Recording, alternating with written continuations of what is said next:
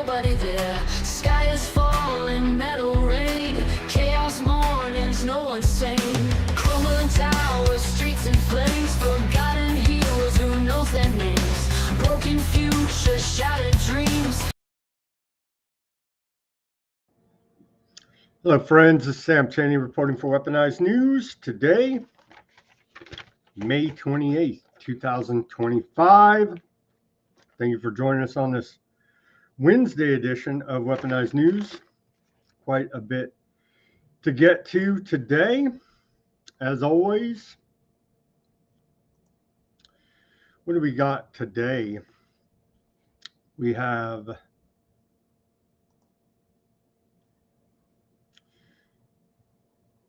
Musk is not happy with the big, beautiful bill, allegedly. That's what he's out there saying. We know the real reason for DOGE, and it wasn't for cutting costs. It was the takeover of the federal government using AI. We'll get to that. What else do we got? Quite a bit, actually. Right before we came on was watching the feed from the White House, right before we came on the air with you today. And what do we got there? We got still trying to pass through the big, beautiful bill in the Senate. Wow, we're really down today. Looks like we're streaming everywhere. Attempting to anyway. Okay. Maybe people are tired. There's some more people are jumping on the X. Welcome X audience. Welcome all the audience. Let's see what's going on the. Are we up? Hello, Chloe on the Rumble. All right. Well, we do what we can here at Weaponized News. What else? What else do we got? Yeah, right. A little bit before we came on the air here, we got this post from, was he co-director? I don't even know. Top FBI man, G-man Dan Bongino. I'm going to put this on the screen for you. He says, as we read and process reports of a new bat strain emerging, I want you to know that we were actively investigating in multiple field offices the cover-up of the origin of the bat disease, along with associated matters requiring our attention. You deserve answers. What a freaking joke. What a joke the FBI is. We'll get to more of that, but I'm sorry, I don't believe you, government. Dan Bongino, G-man. I don't believe you. Sorry. This also just came out of the State Department.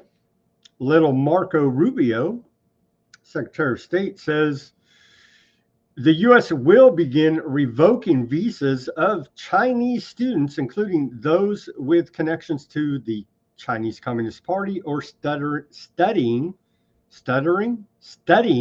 in critical fields. And so nothing says, ironing out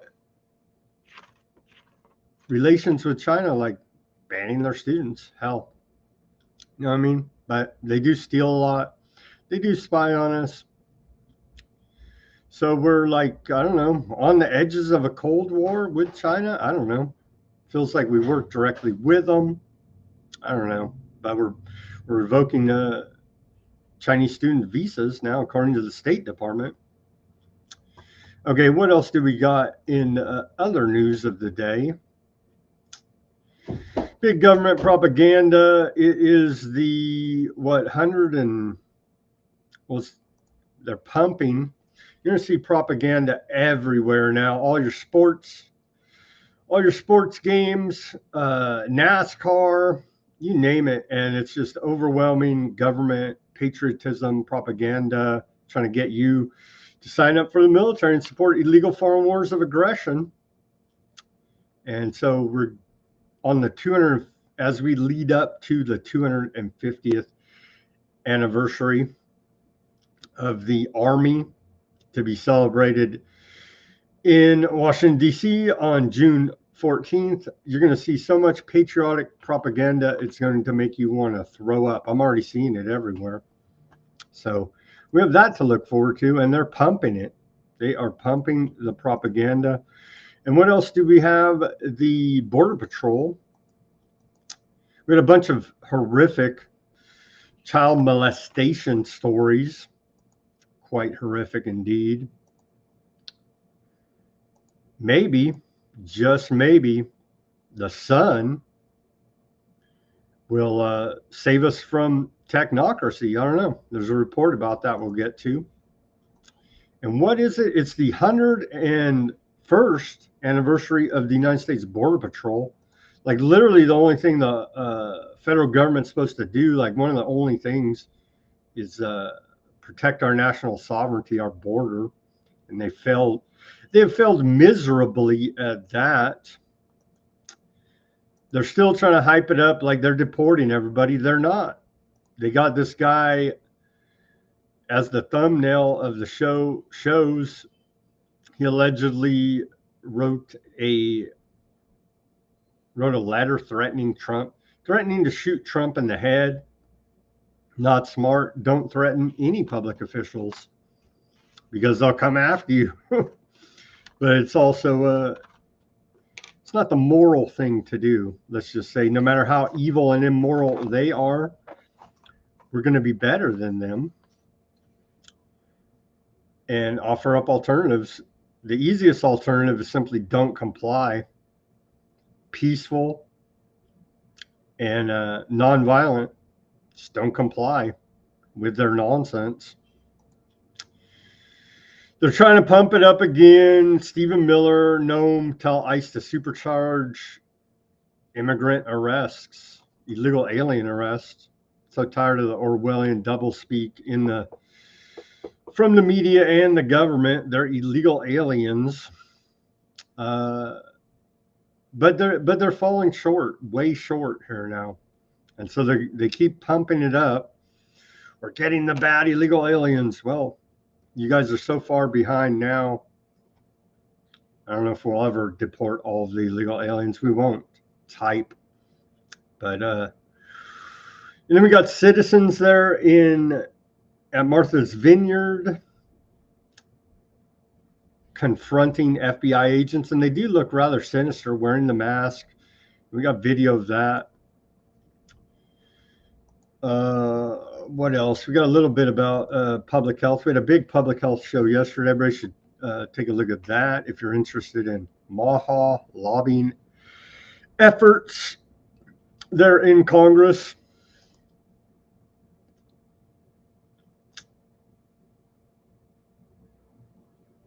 What else do we got? HHS letter sent to healthcare providers, risk managers, and state medical boards urging immediate updates to treatment protocols for minors with gender dysphoria. We'll go over that a little bit.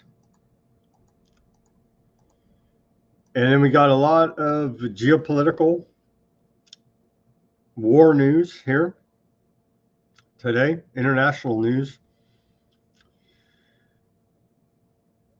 Are we going to have a peace deal there in Ukraine, Russia? I don't know. Things are escalating.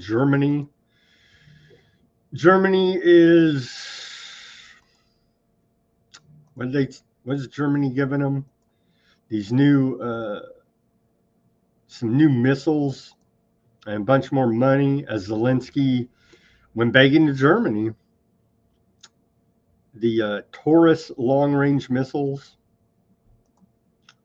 And so it seems like an escalation, but we do have Russia saying that There are still going to be June 2nd direct talks with Ukraine after this big last couple days, big Russia attacks, and then that was allegedly in retaliation to Ukrainian attacks on Putin's helicopter, and so on. It's not good. It's not good, but at least there are still talks scheduled here for June 2nd. What is that? That's coming up, and we're on the 28th today. So what is that? 1, 2, 3, 4, 5 days. And they're killing like estimated 5,000 a day there. So what is that, like, I don't know, 25,000, something like that, dead in that time frame? Not good, man. So we got the back and forth there. Trump's talking about himself in the third person. I always find it hilarious when people do that, but especially when Trump does it. We got that clip.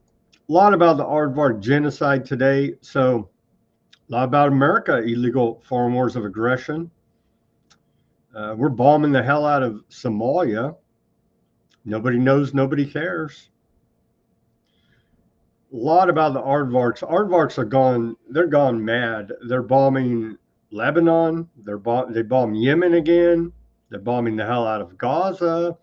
And so aardvarks are literally just insane. They're megalomaniac insane. And we're continue to funnel them money and weapons here. So America complicit in crimes against humanity, war crimes, genocide, ethnic cleansing. You better believe it. We got all that and more, a lot out of aardvark land, all the despicable behavior there, the war crimes. A lot of reporting out of there today. So all of that and much more on this Wednesday edition of Weaponized News. Let's get to this day in history. On this day, May 28th, going back to the year 1731, all Hebrew books in the Papal State are confiscated. In 1742, the first indoor swimming pool opens in London. In 1830, U.S. President Andrew Jackson signs the Indian Removal Act. In 1900, we saw a total solar eclipse occur on this day. In 1923, U.S. Attorney General says it is legal for women to wear trousers anywhere. Isn't that good of the federal government to let women know it's okay then? In 1928, DOGE Motor Company and Chrysler Motor Company merged. In 1936, Alan Turing submits on computable numbers for publication, in which he sets out the theoretical basis for modern computers. In 1946, U.S. patent filed for a hydrogen bomb. Isn't that good of them? And in 1948, Aardvark Air Force is founded, and they're using their Air Force, bombing the hell out of everybody around them today. Continuing. In 1961, the last trip on the Orient Express occurred. The Orient Express rail line from Paris to Bucharest lasted 78 years. In 1963, an estimated 22,000 Indians died in a cyclone in India, in the Bengal Bay there. And then this day in our civil liberties, how the crime syndicate known as the federal government violated our rights. In 1969, FBI informant informing on women's rights activists testified or reported back to the FBI that women feel that the United States is an oppressive society. An FBI informant who attended a women's liberation movement meeting in New York City reported on this day that most of the women attending had as their goal liberating women from an oppressive society. According to the U.S. Senate Church Committee investigation, informants were the primary source of information about the women's liberation movement. Isn't that funny? Other reports say that it was started by the CIA. So there you go. Circle jerk of government and getting well-meaning people caught up in it. As with so much FBI spying on political groups, there was no information regarding discussion or plans for any criminal action in violation of federal law, which would have been the only valid pretext for FBI investigation. So yeah, they're illegally spying. They've always, back to the Telegraph, and then they'll go to your activist meetings and spy on you with informants. The government are criminals, okay? And they're trying, and they need to protect their criminal enterprise by all means necessary. And that includes spying on you by all means necessary. So that is a violation of civil liberties back in 1969. All your activist groups are going to be having FBI there trying to provocatory violence, spy on you, set you up. And that's how the federal government rolls. They're criminals. In 1972, the White House plumbers from the Watergate scandal famously first broke into the Democrat national headquarters and installed listening devices at the Watergate complex in Washington, D.C. And in 1984, on this day, George Soros founds the Soros Foundation there in Hungary, allegedly to help them free themselves from the bonds of communism. But the tyranny that he brings about is globalist, technocratic in nature. So pick your tyranny there, I guess, in Hungary. But we do appreciate the Soros Foundation for all the destabilization they brought to the world. So with that, do we even have a video segue today? Yeah, I guess we do. Here's Musk. And by the way, aforementioned, the whole reason for DOGE is not to save taxpayer money. The reason was an excuse to backdoor AI, Palantir systems, to run our federal government. Red meat for conservatives, small government types, but it actually was never even about cutting government spending. Here's Musk still playing the role. Elon Musk is disappointed in Trump's big, beautiful bill. Really? Allegedly. Well, let's hear from Musk. Segue to the news. I don't believe any of this. So, I was like disappointed to see the massive spending bill, frankly, which increases the budget deficit, not just decrease it, and undermines the work that the DOGE team is doing. I actually thought that when this big, beautiful bill came along. I mean, like, everything he's done on DOGE gets wiped out in the first year. I think a bill can be big or it can be beautiful, but I don't know if it can be both. My personal opinion. Because it was never even about that, and then he just laughs.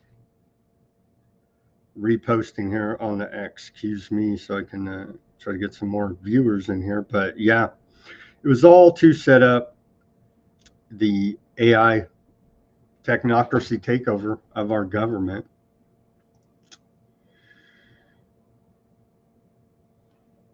They all got to play along, right, in this political theater we call American politics.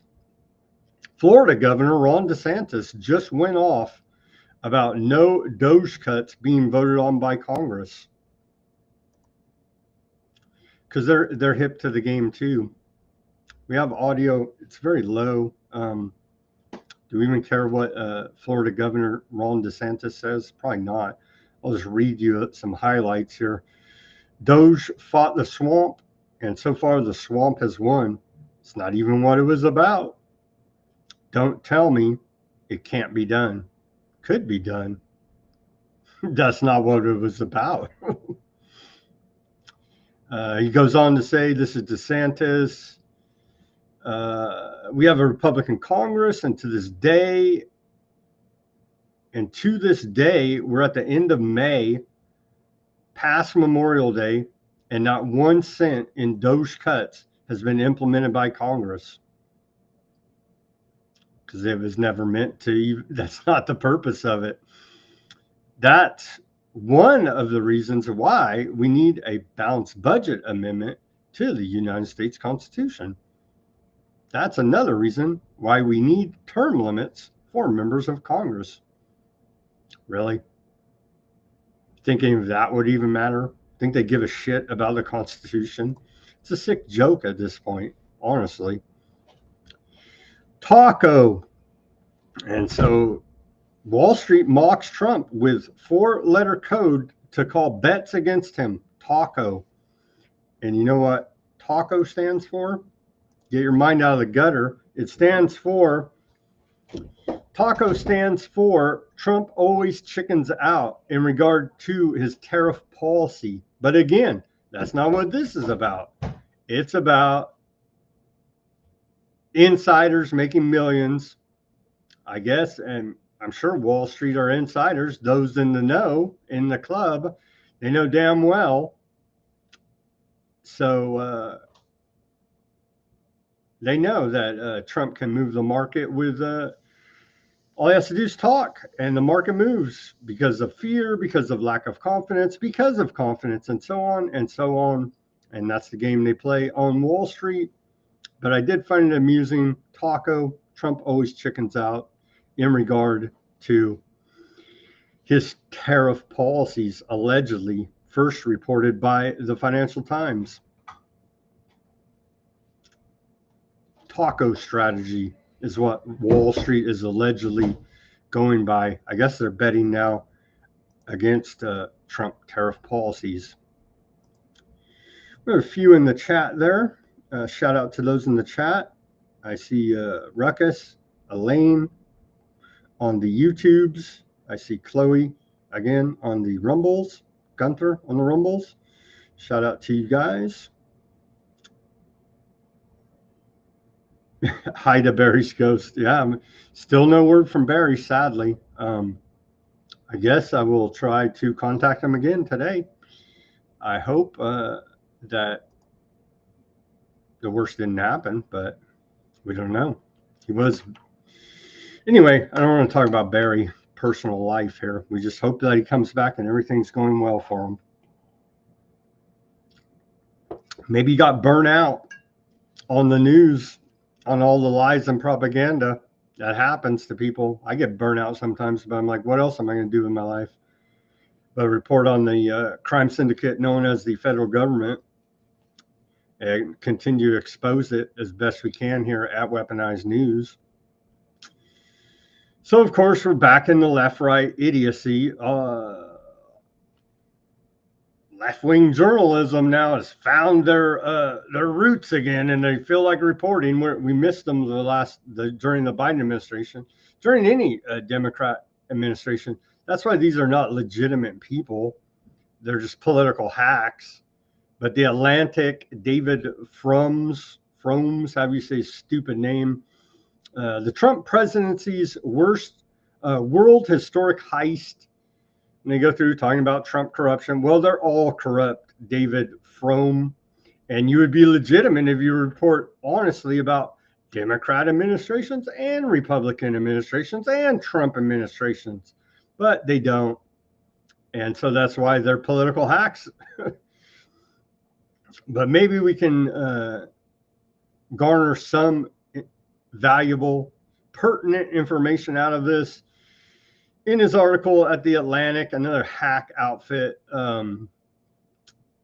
Goes on to say a key example of Trump's corruption is alleged extraction of a $10 billion gift from Egypt, which Fromm suggests may have influenced U.S. foreign policy, including the withdrawal of troops from Syria. It's a warmonger, piece of trash. I know, God forbid, we would withdraw our troops from Syria. Domestically, Trump's sons, Don Jr. and Eric, have reportedly solicited payments from companies seeking favorable treatment, such as exemptions from tariffs or regulatory relief. He goes on to cite figures like Treasury Secretary Scott Bissett and Elon Musk, who are entangled in power struggles over appointments like IRS leadership.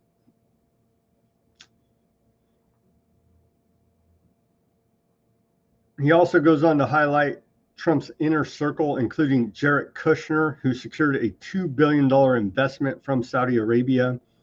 Of course, married to Trump's daughter, who has pursued lucrative trademark deals in China. So yeah, they all do it, man.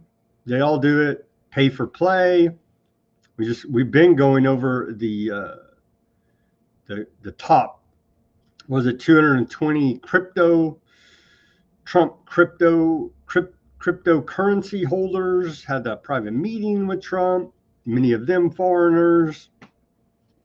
So yeah, go back and look at all the corruption of the Biden administration. Go back and look at the corruption of the first Trump administration. Go back and look at the Obama administration. It just goes on and on and on. So let's be fair.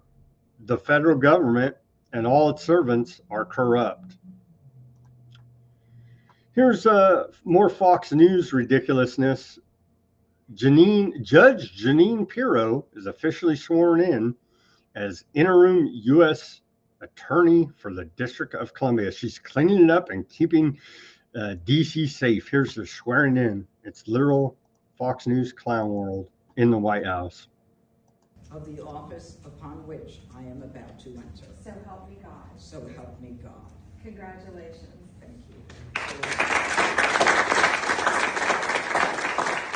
They should have a clown horn and honk that instead of swearing on the Bible, allegedly. I think that would just be more appropriate at this point. So propaganda out of the Army. Here it is. And like I said, like aforementioned, you're going to see this propaganda all over your television. They're especially target the sports audience, which on average doesn't pay attention to much. And so that propaganda from the military is going to soak right into their fluoride-riddled brains. 250 years of Army excellence, and we're celebrating in a big way. Thank you to the Commander-in-Chief for honoring our legacy with a once-in-a-lifetime parade and festival. Isn't this just going to be wonderful? Coming up on June 14th, Saturday, the 250th U.S. Army birthday will be celebrated. So isn't that wonderful? What is it, like 2 years or something out of America's existence? We haven't been in a foreign war. Isn't this all just wonderful? There it is. You could sign up to go ahead and be rectally scanned in D.C. for this event. You know what I'm saying? So you won't find me there. And again, who in the right mind would go to D.C. after the J6 setup that saw nationwide manhunts rounding up people like 3.5 years after the thing? So who would subject themselves to this? A bunch of idiots, a bunch of MAGA idiots, allegedly. I don't know who would go to this, but the last big Trump rally in D.C. wound up in the J6 persecution. So I would keep that in mind. Seems MAGA doesn't have a memory, or they have a memory of a goldfish. They can't remember any of the wrongdoings that were done by their dear leader, the Orange Man. It's truly disturbing and and will just apologize everything away, any criticism of them. Apparently, I'm a left-wing Democrat, according to some MAGA there on the interwebs. I try to tell them I'm not, but they don't want to hear it.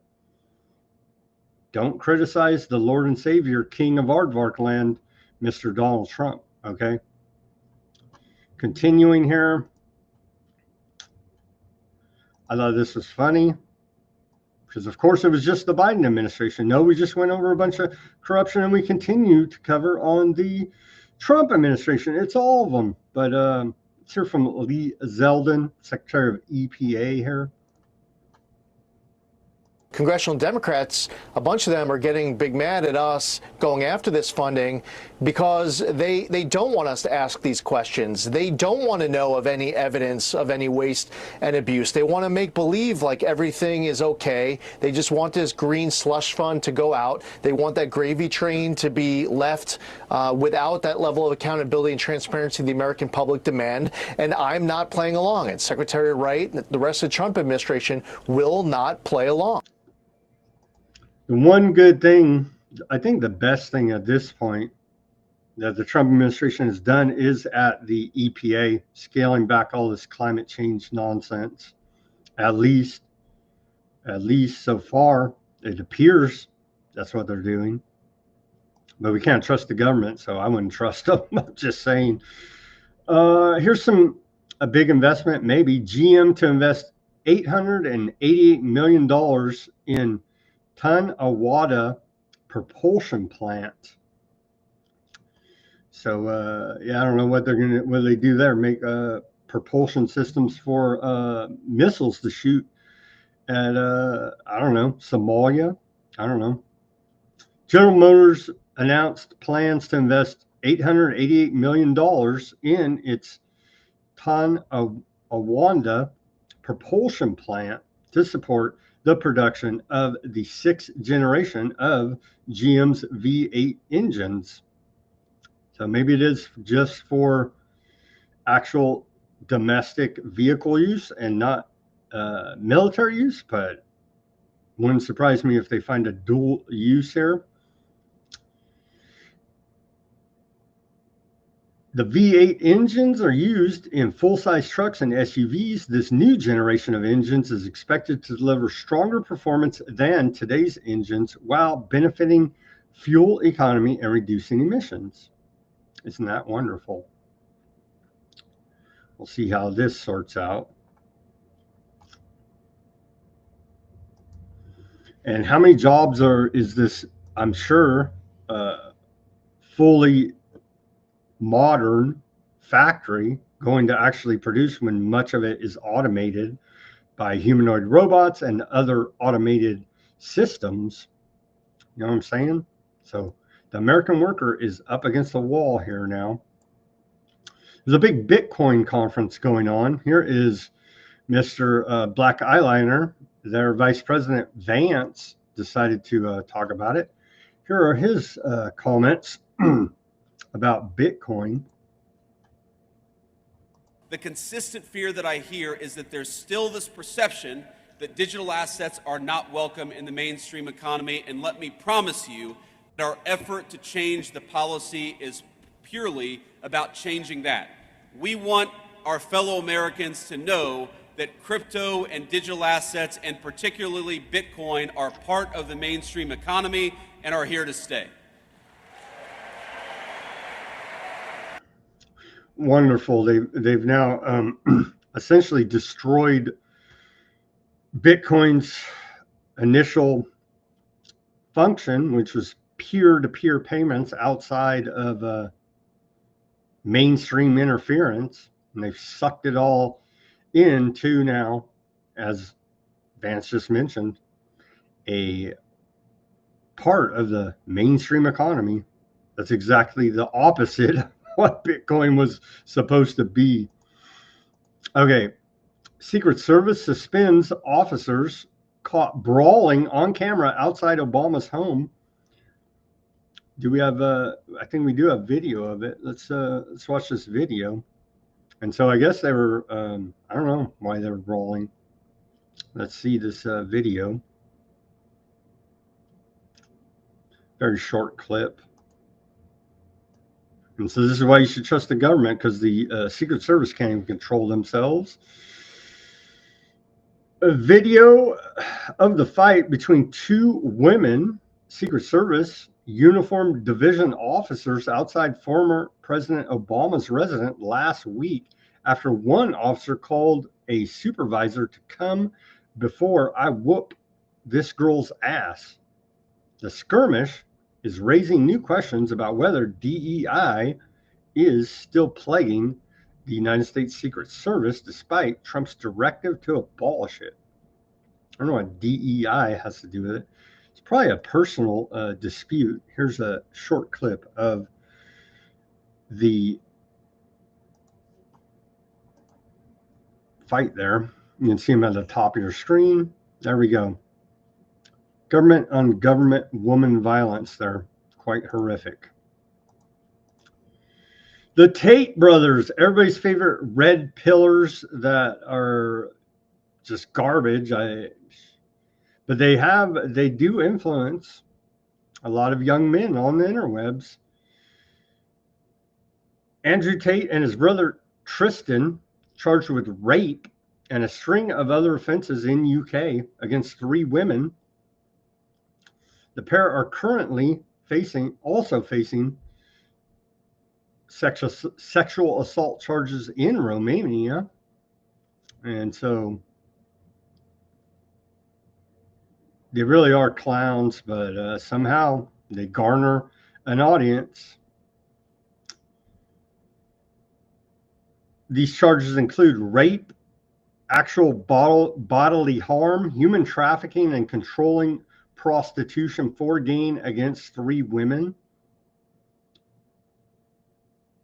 Tristan, the younger brother of Andrew Tate, is charged with 11 offenses against 1 alleged victim, including rape, actual bodily harm, and human trafficking. And so they're the good guys on the interwebs, unplugging you from the matrix in the red pill manosphere that are, great influences to look up to for the youth, for young men on the interwebs. Quite horrific indeed. Let's watch this short clip where he essentially convicts himself with his big mouth, Andrew Tate here. Andrew Tate, a red pill influencer, I already went over the charges against him. But, of course, they all deserve due process, and they should have a fair trial. But let's hear this. Let's watch this clip from Tate himself. I was all about trying to get paid. Like I used sex as a tool to make women love me so they'd obey me and live in my house to make me money. That's what I wanted. So I was a pimp in that sense. Being kickboxer, yeah, playboy, pimp. I'm happy with those labels so far. But the majority of my money wasn't made in fighting. My money was actually made in the pimp game. We need to understand some basic concepts to the pimp game. Basic concepts to the realities between men and women. Women need a man to do OnlyFans. It's the same reason a woman need a man to do anything, because they're incompetent and they're very, very lazy. And they're stupid. When you're pimping bitches like me, it's a full-time job. So yeah, on CobraTate.com I have my PhD program, and that is, PhD is a pimp and hose degree that I'm.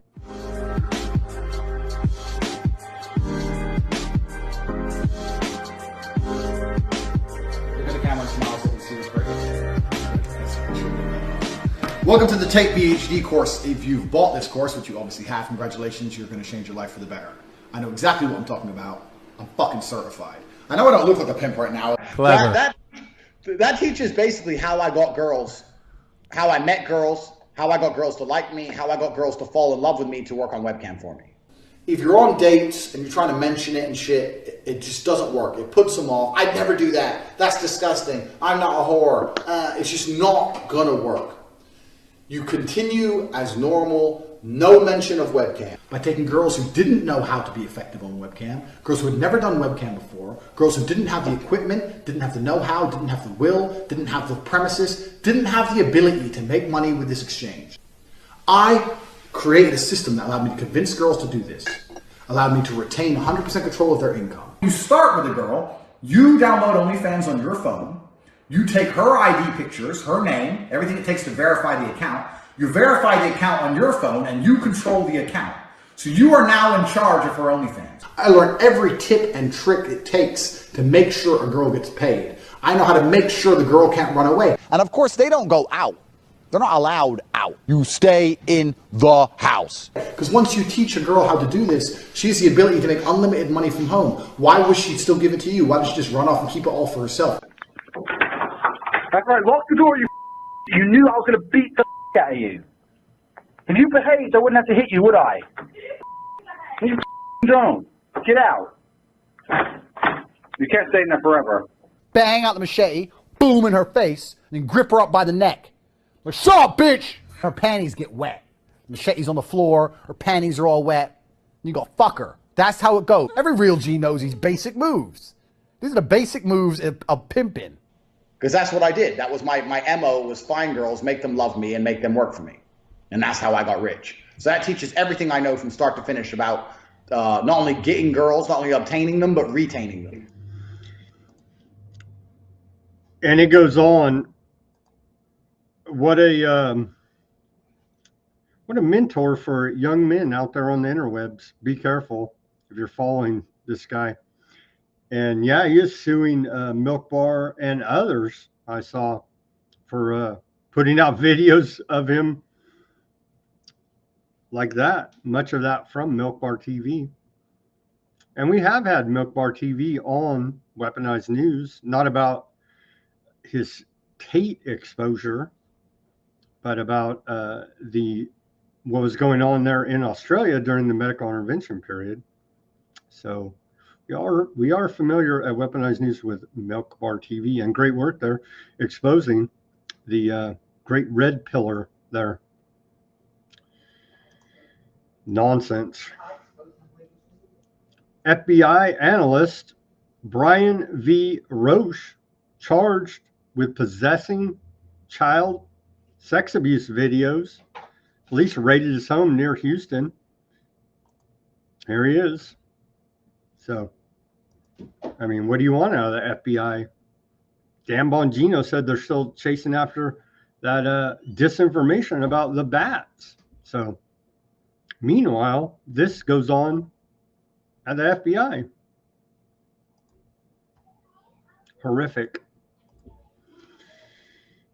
This is a Jimmy Savile type character, not the celebrity, but doing the same type necrophilia on children, horrific abuse. Let's watch this report about French court sentences retired surgeon. Trust your doctor, they said. I'm sure they told these victims to go ahead and trust their doctor there in France as well.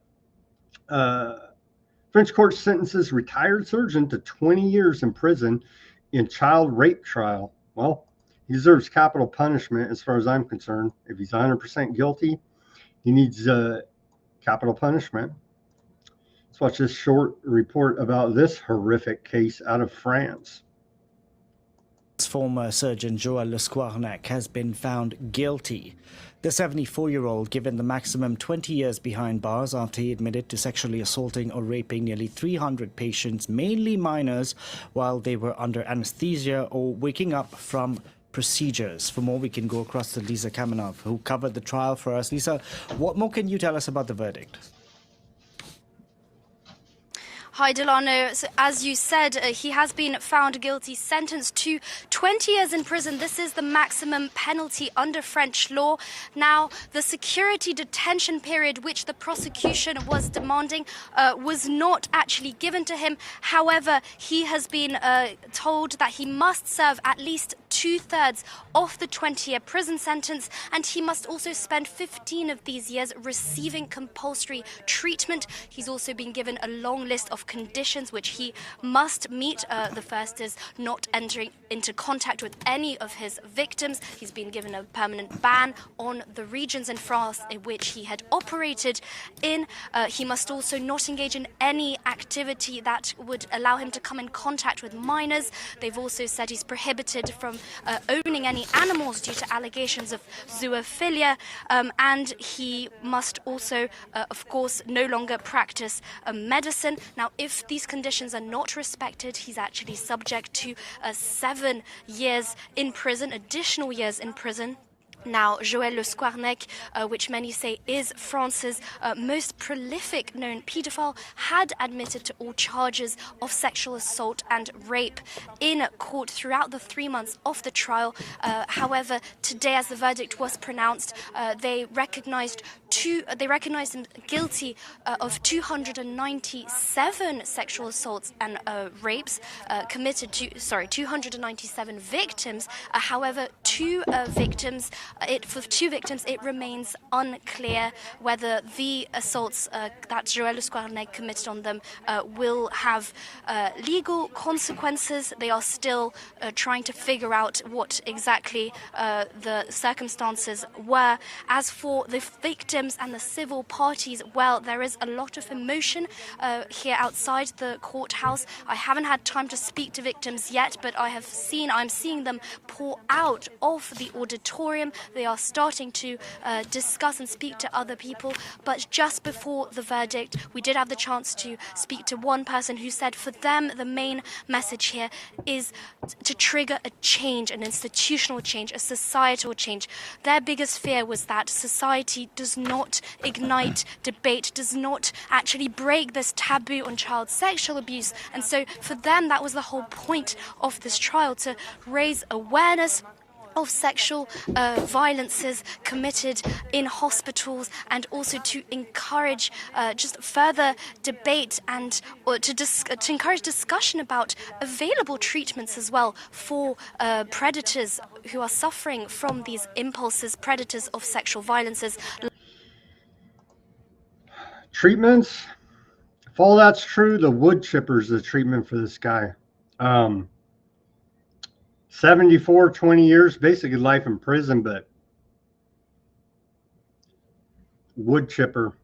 They even said zoo is doing it with animals, dead kids, past sedated kids. The most prolific pedophile there known in France. They should probably look at their government, Macron, probably number one on the list, and work your way down from there. But quite horrific story there indeed out of France. May he burn in hell. Well, he admitted it, right? So, I mean, he confessed. So I'd say that's pretty damn guilty.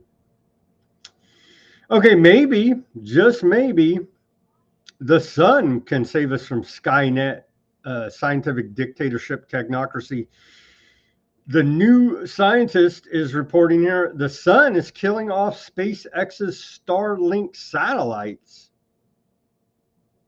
Maybe. There have never been so many satellites orbiting Earth as there are today, thanks in part to the launch of mega constellations like SpaceX's Starlink internet service. And now we are learning just how the sun's activity can affect them. I thought the sun, it doesn't matter. It's CO2, right?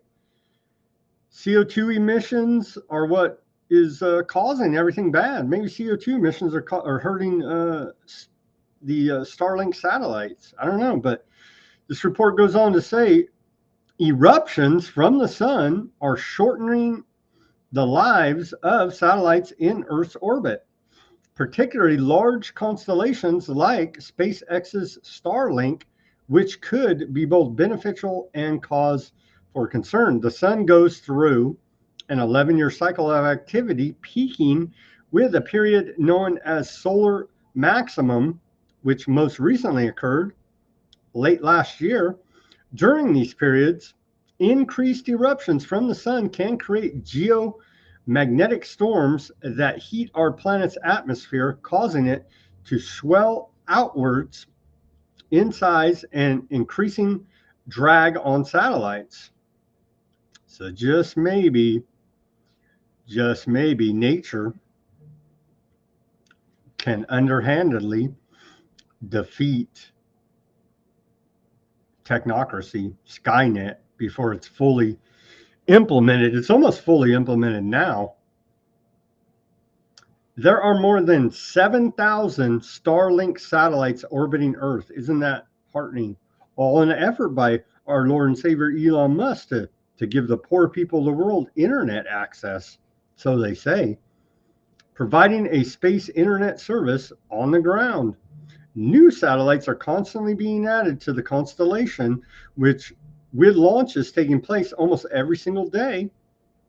SpaceX plans to have maybe more than 30,000 orbiting satellites in the future. Skynet, once it's fully complete. They'll probably even have more than that. But there are also several re-entries a week, and the constellation is constantly being replenished. It's the first time in history we have so many satellites re-entering at the same time.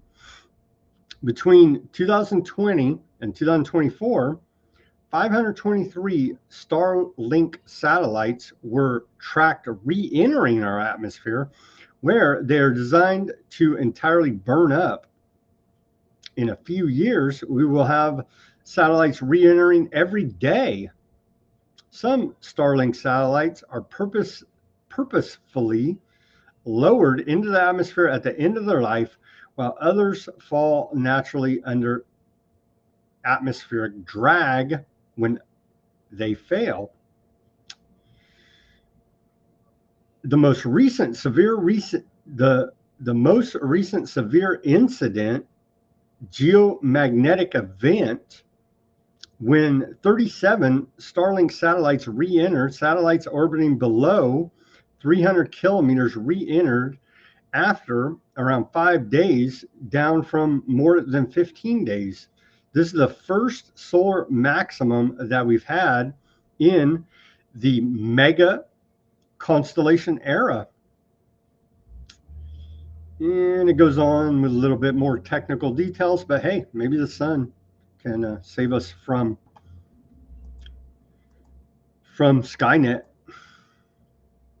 Okay, on to where we at? We're on the immigration news. So mentioned at the beginning of the show, we're cutting off Chinese students' visas with ties to the Communist Chinese Party, according to the State Department. Little Marco, more about it here from Little Marco. He says, for too long, Americans have been fined, harassed, and even charged by foreign authorities for exercising their free speech rights. Well, sorry, Americans, that's not America. Today, I'm announcing a new visa restriction policy that will apply to foreign officials and persons who are complicit in censoring Americans. Free speech is essential to the American way of life, a birthright over which foreign governments have no authority. Well, what about the multinational corporation tech bros that run the interwebs that are having an orgy of censorship to this day? What about them, Little Marco? Well, I guess they're exempt because campaign contributions. Thank you very much for that. The 101st anniversary of the United States Border Patrol. Again, one of the few functions that the federal government constitutionally is charged with, controlling our borders. President Trump honors the 101 years of the U.S. Border Patrol. Here's their little post there they put. Very nice of them. Congratulations, Border Patrol, for failing at your job. More government propaganda here. What happened to the last administration? Total failure. They're complicit in human trafficking, but hell, wave your flag now. because Trump's president, right? There you go. Go Border Patrol. I guess they have locked down the borders, but as we continue to report, is it to keep them out or keep you in? Here's they're telling you to snitch. I'm not going to do it. They got to do their own damn jobs. One ICE tip finds 5 illegal aliens. Let's watch this clip. They took them down at outside a home improvement store. And so that is known for day laborers, meaning illegal to gather outside of Home Depot, Lowe's, other such stores, and look for day labor jobs. So seems like an easy target for ICE. Here's video of them going after and arresting 5 illegal aliens. Whoa, whoa, whoa, whoa.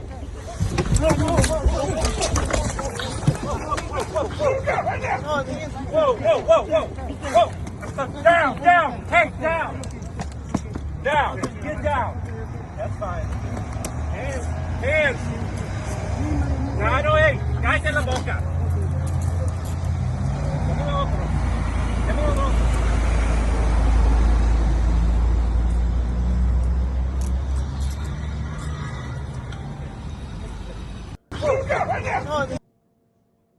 Whoop-de-doo, you got 20 million more to go there, Border Patrol, ICE. This was quite horrific. The thumbnail for the show, and I don't know who's posting at the White House X account, but it's pretty ridiculous. F around and find out, right? That's what that stands for, FAFO. That's not professional coming out of the White House, I'm sorry to say. It gets a chuckle out of MAGA, I suppose, but honestly, it is not professional. So they say F around and find out, threaten to kill the president as an illegal alien. You'll be captured, deported, and never set foot on American soil again. Well, as a citizen as well, don't threaten public officials. The government will come down on you with all of its monopoly on violence, that's for sure. So allegedly, this guy wrote a letter. I guess this is his manifesto, right? As the media hypes. Everybody has a manifesto out there, I guess. Not before I use my 30-yard 6.2 shoot your precious president in his head. I will see him. Alien threatens to shoot Trump in the head. Really? Allegedly. I don't know. I have a hard time believing this. The guy actually writes pretty good English for being an illegal alien. They say, thanks to our ICE officers, this illegal alien who threatened to assassinate President Trump is behind bars. And then one of the comments, what if he comes back illegally? Oh, yeah. Never to set foot in America again. Really?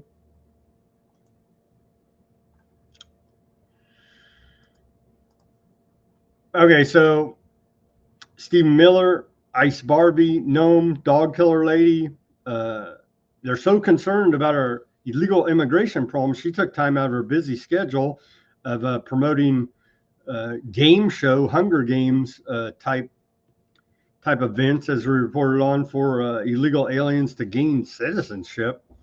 A bizarre reality TV show type pitch. She took time out of all that to go over and kiss the Wailing Wall in Aardvark land and praise the genocide over there. But now Axios is reporting to us that Stephen Miller and Gnome tell ICE to supercharge immigrant arrests. It's illegal alien arrests. They're not immigrants, but okay, we know that narrative out of your Mockingbird media. Mostly left wingers. Some right wingers even say immigrants now. But anyway,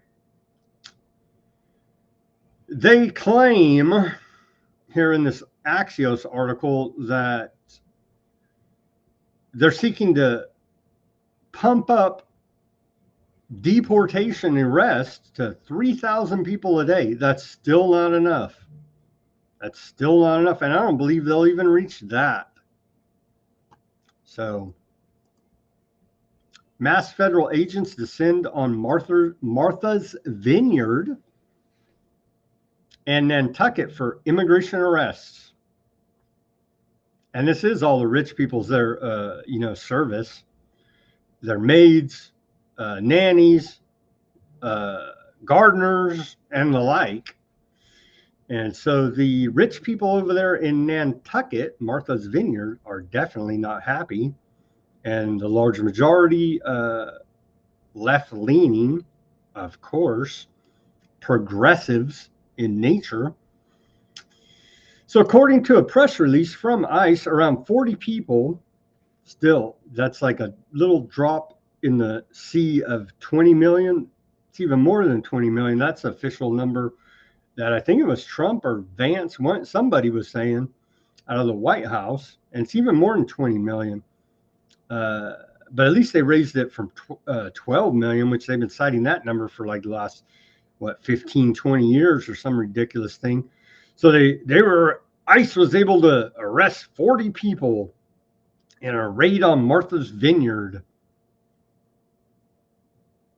It's not getting it done, man.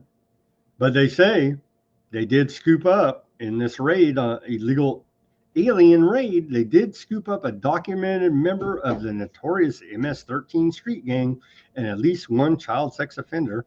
That's good, but again, not near the volume we need to clean up this illegal immigration problem we got here in America. So the people over there are confronting the FBI wearing masks, and it is a good question. Why are they wearing masks? See if I can show you this video. This post is from Threads. I guess that's like, what is that even? Is that Meta? That's like Meta's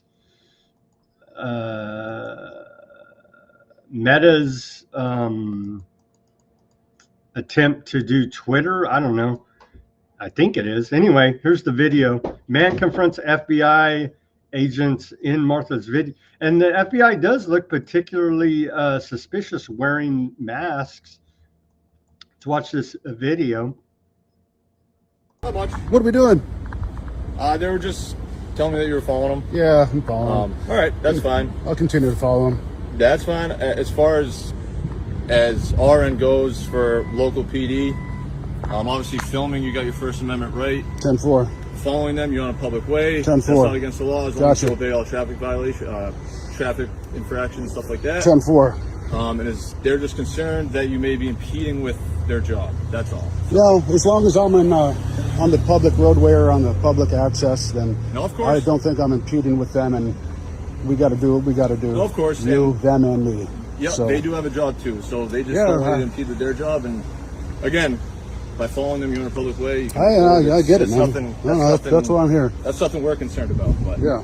So traffic laws would go for these guys as well. You can't drive down South Road or North Road. Do you know which road is South Road? Do you know which road North Road is? No, because you're not from here, you fucking goon. In any event, the speed limit is not 15 miles an hour the whole fucking way. It's not 20 miles an hour. It's 40 miles an hour. All right? So try to keep that in mind and obey the laws that we have here as I do. Okay. Wait. Why? Yeah. Because I'm fucking enraged at your fucking mask wearing ass. Okay. That's why I'm shaking. So, sir, I'll have a conversation with you. You talk. Let me have a conversation. So that's fine. Do what you got to do. Record all that stuff. But here's your official warning. Okay? We have the FBI with us. If you impede in any way, shape, or form, you are going to be arrested and taken into federal custody. Thank you. Okay. Here's your official warning. If you trespass against my rights, I will not comply with you. I will not resist with you. Okay. I will take offensive with you. Okay. That's your warning. Okay. I know what my rights are, and if you break them, be forewarned that I will do what I need to do to protect myself. Okay? Okay? Good. Why do you wear the mask? Why can't you answer that question? Huh? I don't understand why you don't answer the question.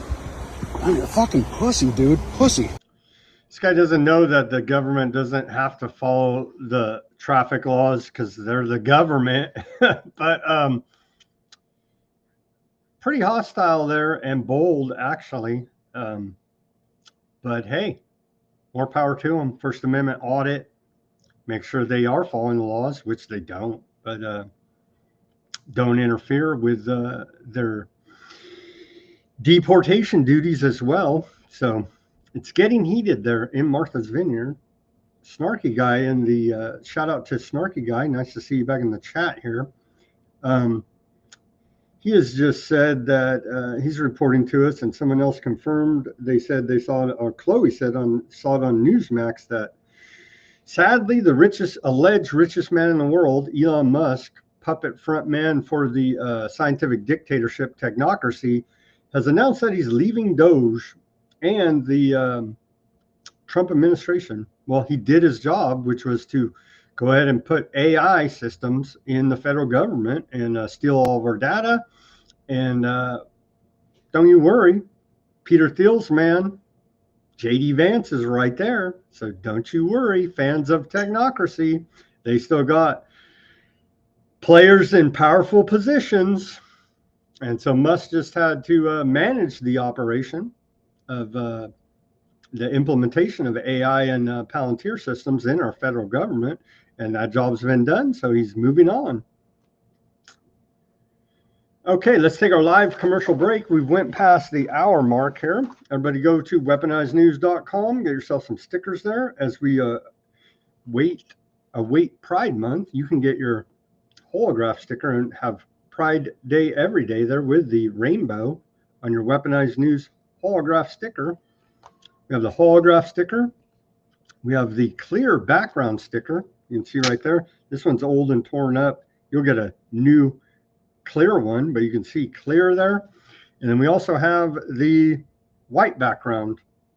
So you can throw up all three here for you. Get your Weaponized News stickers there. Listeners say they put them on their laptops, their guitars, their bumpers. One guy even said that he put it on his work locker. And so shout out to you, subscribers out there. Thank you very much.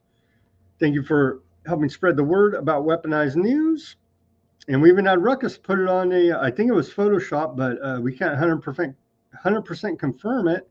We even had Ruckus Photoshop one onto a Cybertruck, hoping that it would be attacked, and then we could play the victim and sue them and all that and play that game, right? No, just kidding. But thank you for all the support. Go to weaponizednews.com and get yourself some Weaponized News stickers, some other items there in our store for your pleasure.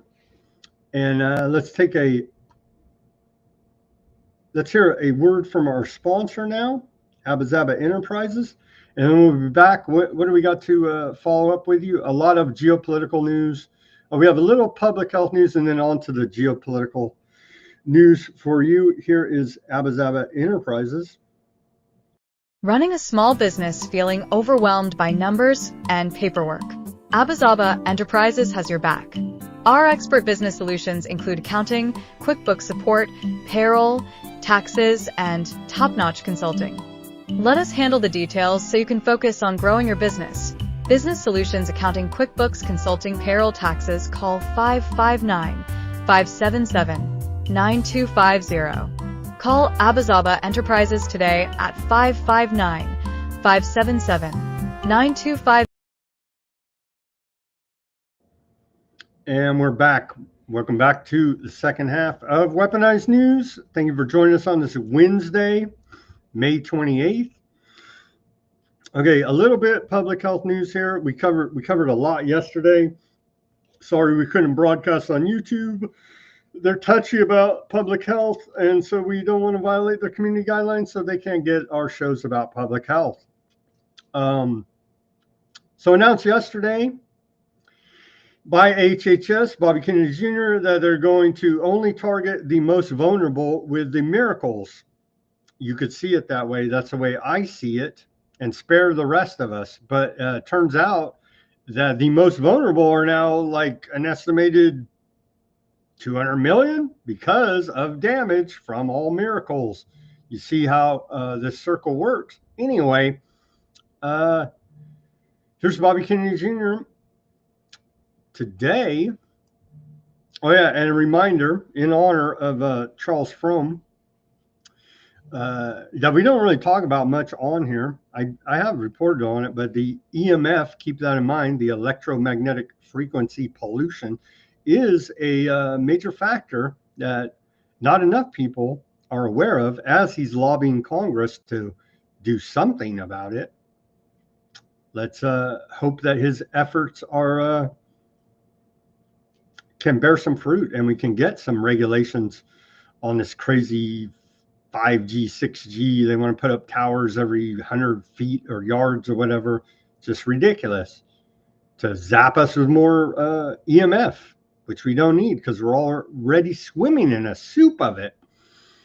Okay, here is Bobby Kennedy Jr. The United States spends more on health per capita than any nation on earth, yet we are the sickest. Sounds like a good deal to me. I don't know what he's talking about. Let's hear from him. We spend more on healthcare in this country than any other country in the world per capita, and yet we have the worst health of any country in the world. We have the highest chronic disease burden on earth. Chronic disease is the destination of most federal expenditures in terms of healthcare. The etiology, ultimately, of all that disease is corruption. And it's the capture of these agencies by the industries they're supposed to regulate. Those industries, the pharmaceutical industry and the medical cartel, have transformed NIH, CDC, FDA, and ultimately CMS, which administers Medicaid and Medicare, into essentially sock puppets for the industry and profit centers. And they've commoditized the American public and turned us all into patients. Well, we wouldn't have it any other way, right? Okay, so aforementioned HHS, I'll put this on the screen. I don't get into it much, the culture war thing with the transgenders. It's wrong, of course, to be, and honestly, I'm libertarian on it. If you're an adult, you want to be a transgender, do whatever you want. Don't make me pay for it. Don't mess with kids. HHS sent a letter to healthcare providers, risk managers, and state medical boards. This is today, urging immediate updates to treatment protocols for minors with gender dysphoria based on HHS comprehensive review that found puberty blockers, cross-sex hormones, and surgeries have very weak evidence of benefit, but carry risk of significant harms, including sterilization. Well, isn't that the point? Providers should no longer rely on discredited guidelines that promote these dangerous interventions for children and adolescents based on ideology, not evidence. But you know, the maniacs will just ignore it. So I would say trust your doctor. You may be lucky enough to get one like that surgeon out of France, right? I mean, it's beyond the pale. It's literally beyond the pale. But it goes back to the parents. But there's institutional. I mean, here in California, they're like, no, we don't have to tell the parents anything. We'll go ahead and do all this crazy stuff because we're the good people. And it's just like, arrest them all, but no one gets in trouble. So that's where we're at here with government corruption. Talking about government corruption, did you know we're in a war with Somalia? I don't know if it's even a war. I don't think they're shooting back much. But at least we stopped bombing Yemen, right? But hey, the U.S. has bombed Somalia 27 times under this new Trump administration. So what, in the last, 4 months or whatever, 4.5 months, however long it's been, America, U.S.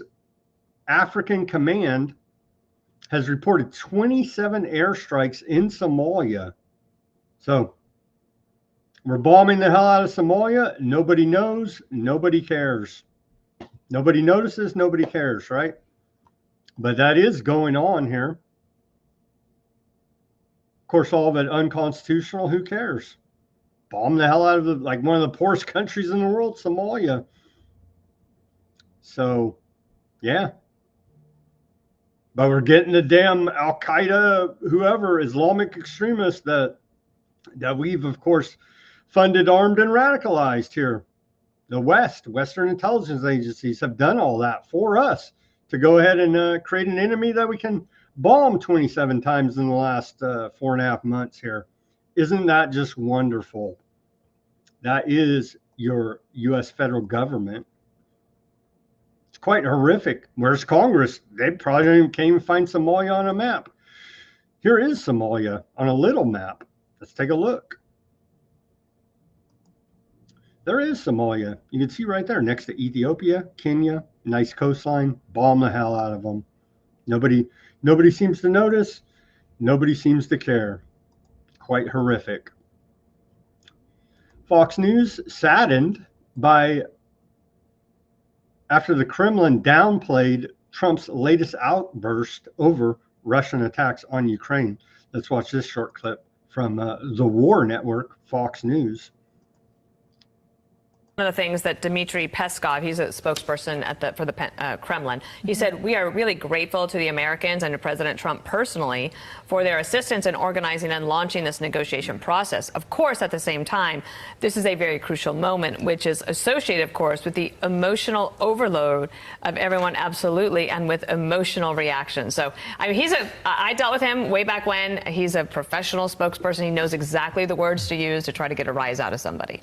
Yeah, and that's what he's intending to do. The words of someone not interested in peace. Really? The War Channel there, Fox News, even with their little blonde Barbies, they're really sick war propagandists. Here is some more from Fox News. I don't know how much we could stomach of it, but it's relative here. General Keith Kellogg says Ukraine war casualty rates are beyond World War II numbers. That's why we want peace there. All sides are bad that are killing each other. Putin bad, the worst man in the world, obviously. But Ukraine not so good either, and all the West aiding them not so good either. As we continually see, soldiers fed into the meat grinder for little strips of land there in Ukraine. Right here, right? This little area they're fighting over, I guess Crimea down here.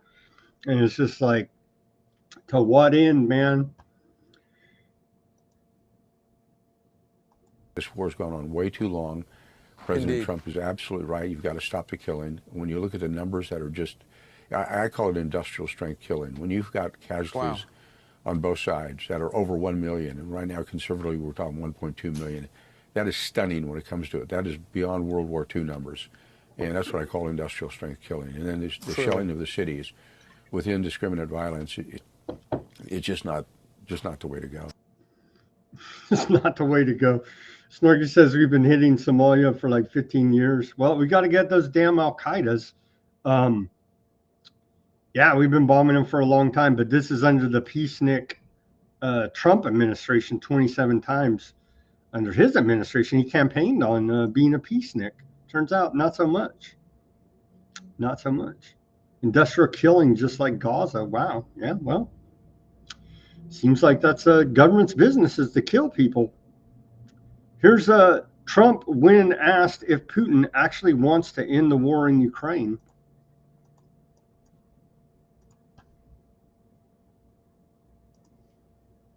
Mr. President, on Russia. Mr. President, on Russia. Mr. President. Please. Do you believe the Russians are being disrespectful when they say that your criticisms of Putin are simply an emotional response? And do you still believe that Putin actually wants to end the war? I can't tell you that, but I'll let you know in about 2 weeks. Within 2 weeks, we're going to find out very soon. We're going to find out whether or not he's tapping us along or not. And if he is, we'll respond a little bit differently, but it'll take about a week and a half, 2 weeks. We have Mr. Witkoff is here, who's doing a phenomenal job, is dealing with them very strongly right now. They seem to want to do something, but until the document is signed, I can't tell you. Nobody can. I can say this. That I'm very disappointed at what happened couple of nights now where people were killed in the middle of what you would call a negotiation. I'm very disappointed by that. Very, very disappointed. Yeah, just like they do in Gaza. They're like, we couldn't negotiate. Well, you killed the negotiator. They leave that part out. Here's what Trump posted yesterday, as we didn't get to any geopolitical news on his True Social. It says, what Vladimir Putin doesn't realize is that if it weren't for me, lots of really bad things would have already happened to Russia. And I mean, really bad. He's playing with fire. He's playing with fire. Of course, that's one of the headlines for today's show, playing with fire. And then we'll now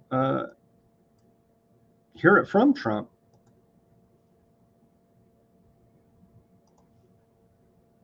President, you said It's having to do with Iran. We're having very good talks with Mr. President, you said yesterday that Putin is playing with fire. What will be the consequences for Russia if Russia continues? Well, I'm not going to tell you exactly, but the words speak pretty loud. We're not happy about that situation.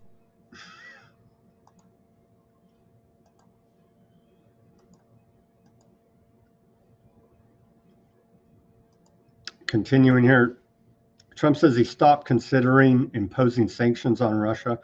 This doesn't make sense, right? If you're in the middle of a peace negotiation, you don't sanction them, but the idiot press can't seem to get that through their noggins. What stopped you from imposing new sanctions on Russia? Only the fact that if I think I'm close to getting a deal, I don't want to screw it up by doing that. Let me tell you, I'm a lot tougher than the people you're talking about, but you have to know when to use that. If I think it's going to hurt a deal, this isn't my war. This is Biden's war, Zelensky's war, and Putin's war. This isn't Trump's war. I'm only here for one thing, to see if I can end it, to save 5,000 lives a week. This isn't Trump's war. I like when he talks in the third person. So ridiculous. Okay. That was another show headline, because it's just so ridiculous. When anybody talks in the third person, I think it's ridiculous, but especially Trump, because he's a funny orange man clown looking figure here. German Chancellor Friedrich Merz stated during Zelensky's visit, by the way, Zelensky had a big visit to Germany. No one could say they did not see this coming. This big visit to Berlin, that Germany will finance Ukrainian-made long-range missiles. Let's watch this little clip from Zelensky. In some comments coming from not just Volodymyr Zelensky, but also from Friedrich Merz, the German Chancellor. I've been talking lots over the last couple of hours about the Taurus missiles that Germany produces. Well, Friedrich Merz saying that we are financing Ukrainian-made long-range missiles with no range limits. Going on to say we will do everything to open the path to negotiations as well. That, of course, we assume is between Ukraine and Germany. And Friedrich Merz saying that they'll continue to increase pressure on Russia. But interesting that he says we are financing Ukrainian-made long-range missiles with no range limits, suggesting, not explicit, but suggesting potentially that the supply of the Taurus missiles perhaps is not forthcoming. There had been some muddied commentary in the press in recent days, still not quite explicit, but we'll bring you any more outcomes of that presser as we get it. So that's, they're doing the back and forth as it was approved to use long-range missiles by Ukraine against Russia. It was approved by the West, essentially, NATO and America, allegedly.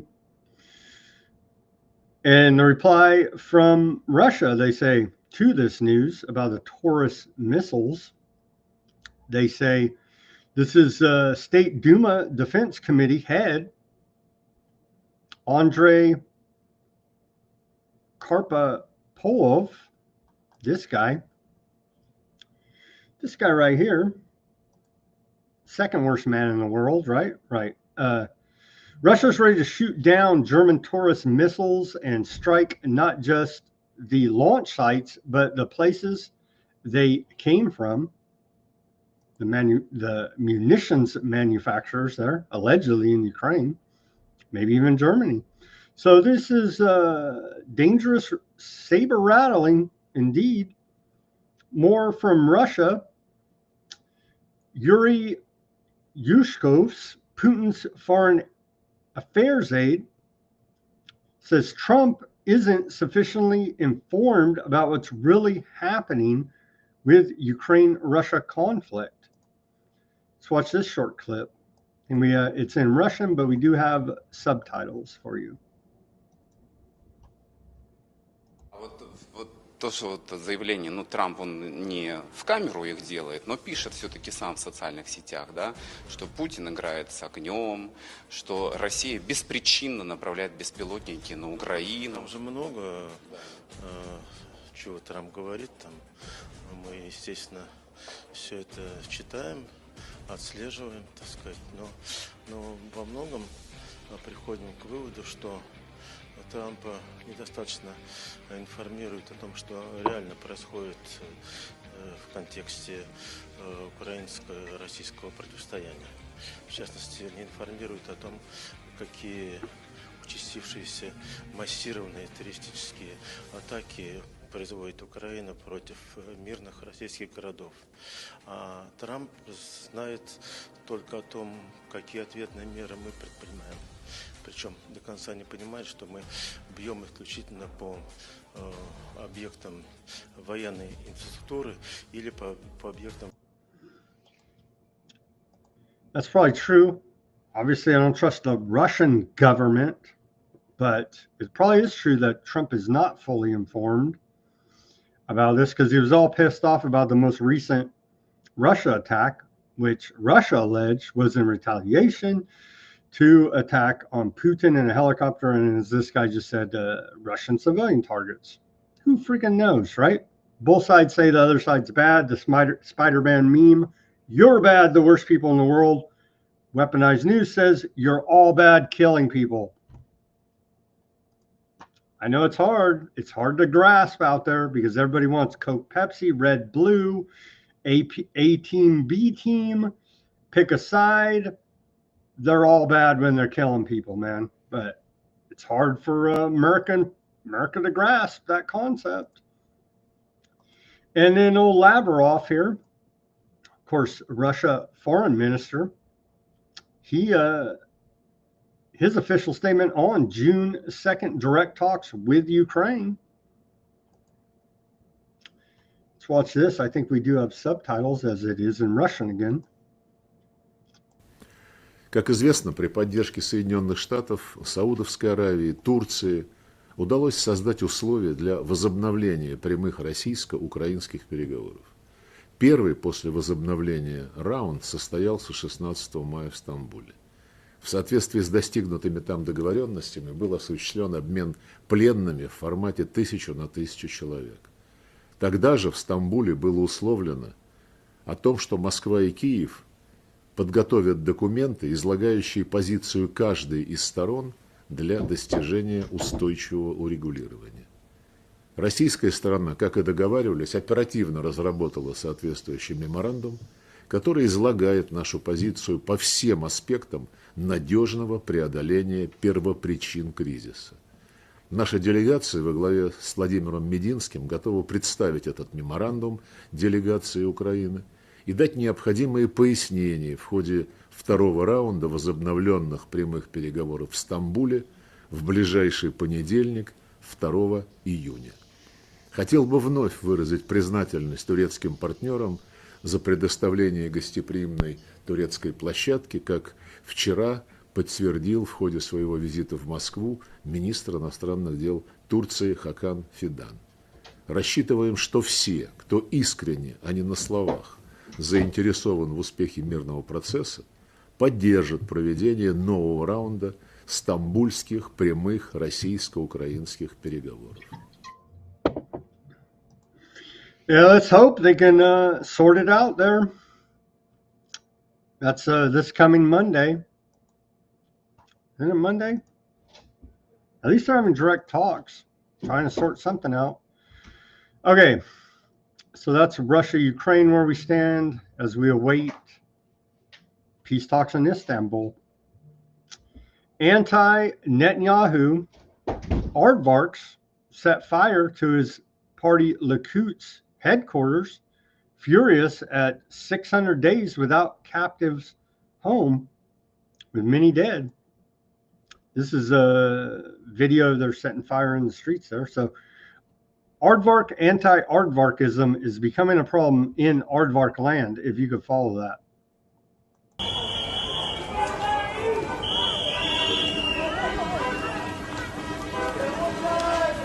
Some fires there in the streets. There were protesters doing a peaceful sit-in there, roughed up by police.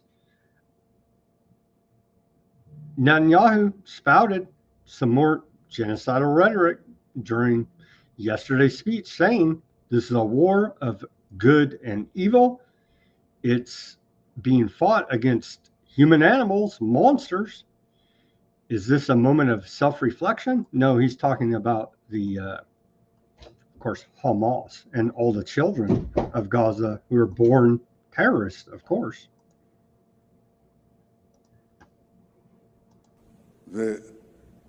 והלכתי לראות את בריכת השילוח,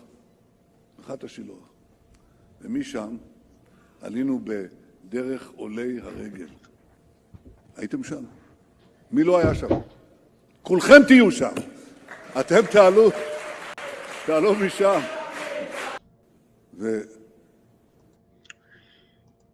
You like those guys in the black hats there behind them? So yeah, aardvarks bombed Sana'a airport again there in Yemen today as they continue to bomb the hell out of it. And then here is Houthi president Modi al-Mashhat says aardvark airport bombing will not deter the Houthis. Let's watch a message from him. من مطار صنعاء الدولي أقول للعدو الصهيوني لن نتراجع ولن نستسلم ولن تكسر إرادتنا. العملية الإجرامية التي تمت اليوم في مطار صنعاء الرجال ستأتي بالطائرات وسيعود المطار بإذن الله سبحانه وتعالى، لكنني أقول للنتن المجرم نتنياهو لن تستطيع أن تحمي قطعان الصهاينة من صواريخنا. وأقول لجميع الشركات التي لا زالت مستمرة في الوصول إلى مطار اللد المسمى مطار بن غوريون أنك معرضة للخطورة في أي لحظة إلى قطعان الصهاينة. أقول لكم الصواريخ الآن هي مصممة لأن تصل إلى هدفها، لن تكون الملاجئ لكم ملاذا آمنا بعد اليوم.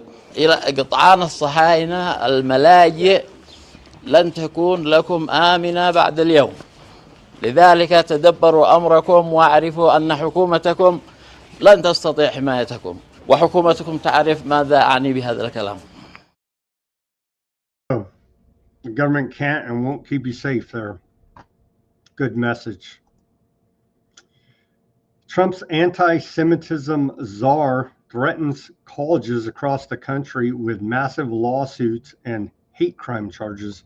This freaking character, Terrell, he's black, so I guess he can get away with this talk. Let me tell you right now, I want everyone to understand this. Unlike the previous administration, expect massive lawsuits against UC systems who still practice on the East Coast, on the West Coast, in the Midwest. Expect hate crime charges filed by the federal government. Expect Title VII lawsuits against those individuals who are not being protected simply because they're Jewish.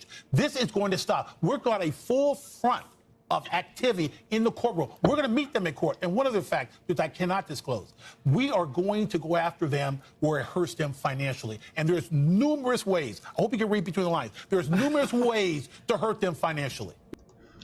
Well, isn't that exciting? Cracking down on anti-war protests. Historic breakthrough Aardvark Post reports to us, IDF reveals iron beam like laser defense shot down dozens of aerial threats. The iron beam is the most advanced operational laser in the world. They go on to say, though England and the US and others have relatively advanced laser systems as well. Let's show the video. Here's a still shot of it. The laser beam system here, iron beam. And then we do a video. We do a video of the iron beam. There is no audio, but let's take a look at the video of the iron beam laser system.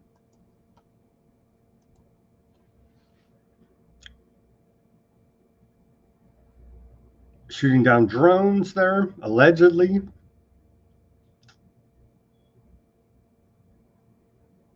Zapping drones with lasers, allegedly.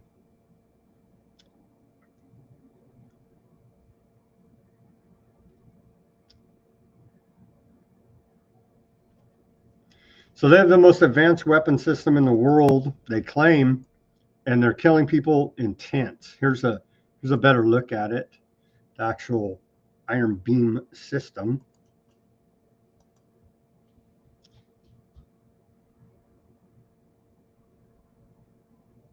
No audio here.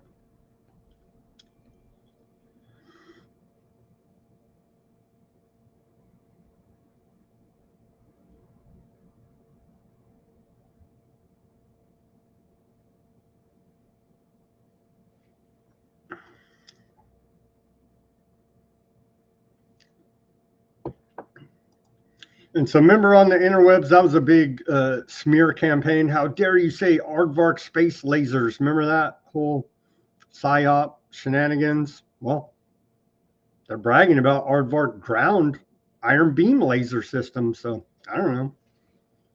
I guess that'll be a big smear point. How dare you even mention such a thing? Former Fox News again. This is what I'm talking about. The half of Trump administration are former Fox News propagandists turned straight up government propagandists.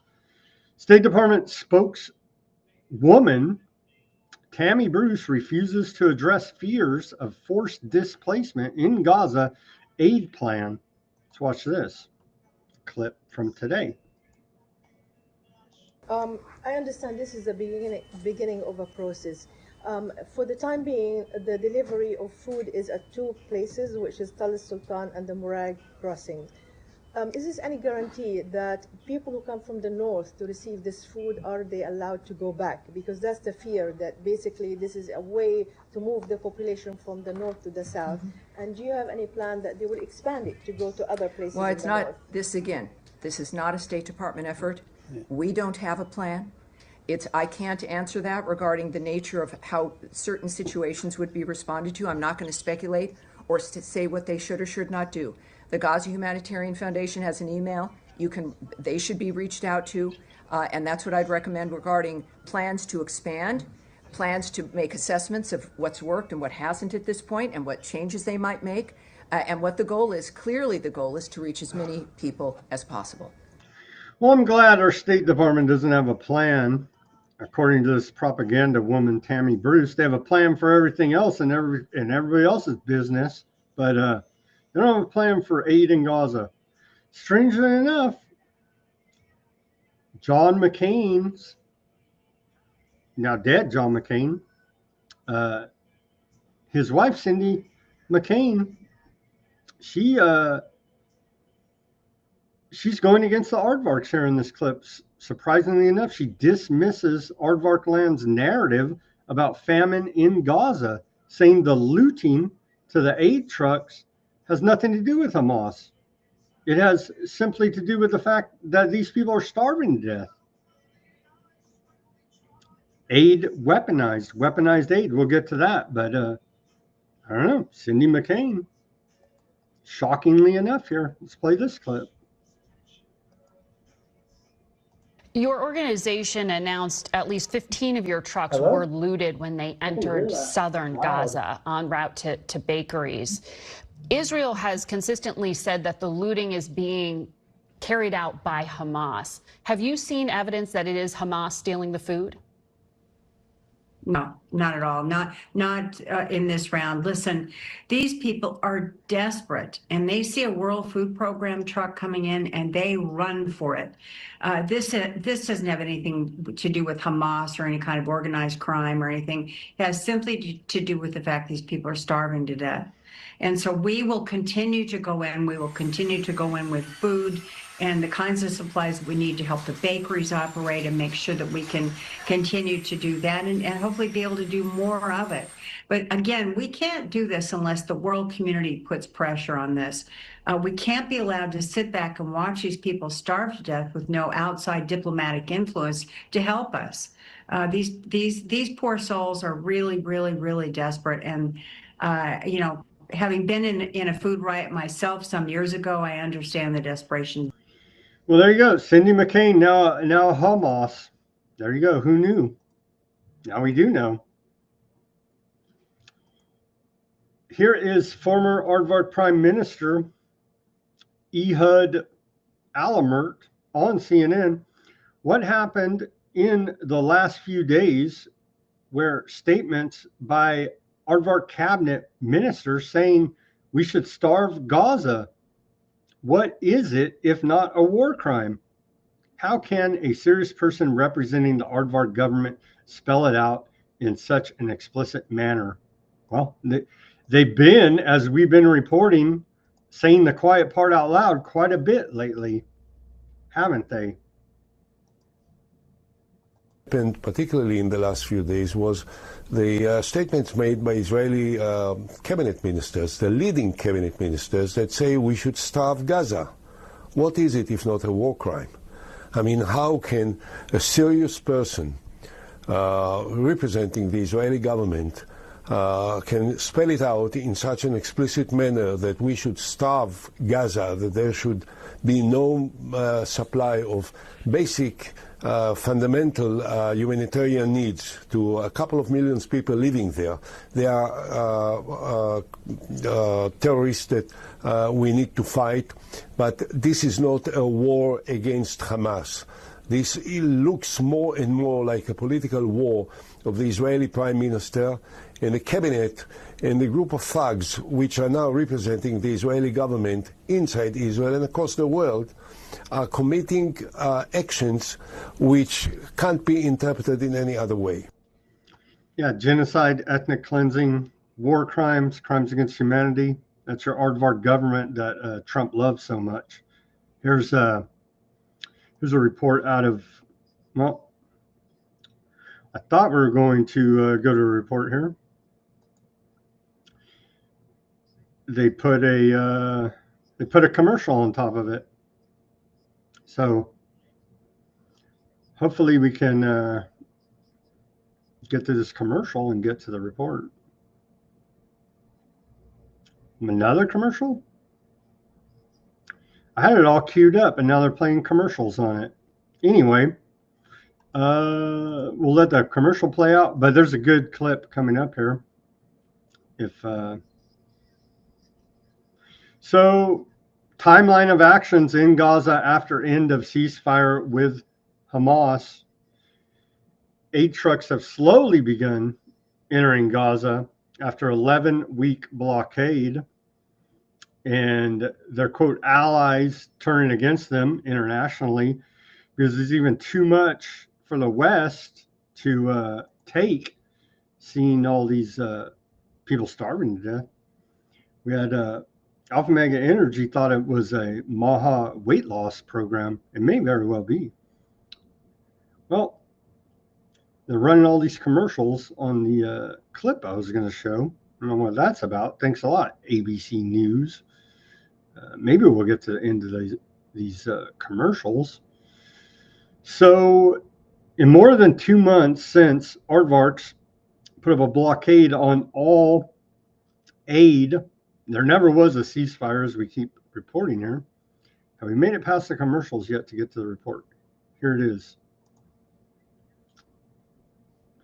This is not even the right, it's not the right report. I don't know what these guys are doing at ABC News, teasing me.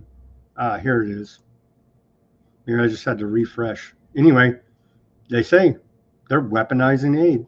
Who would have thunk it?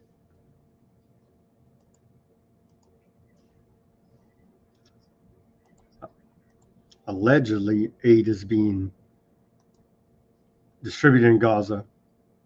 Group says it began delivering food to starving people inside Gaza despite objections from the United Nations. The UN says the Gaza Humanitarian Foundation is attempting to bypass UN regulations and, quote, weaponize aid. Israel has been blocking aid for nearly 3 months to put pressure on Hamas. This comes as an Israeli airstrike killed at least 52 people in Gaza, hitting a school that's being used as a shelter. A girl was seen escaping the building with flames surrounding her. We're told that she survived, but her mother and siblings were killed. Israel says it was targeting terrorists hiding inside of that building. So for more on this, I want to bring in foreign correspondent Marcus Moore, who is tracking this story for us. And Marcus. So I just wanted to play that because they said weaponizing aid. Well, yeah. It weaponized everything. Now, this is sick right here. Aardvarks enjoy genocide tourism. Watch this clip. Talk about, I mean, every day it's the next level up of evil here now. Genocide tourism.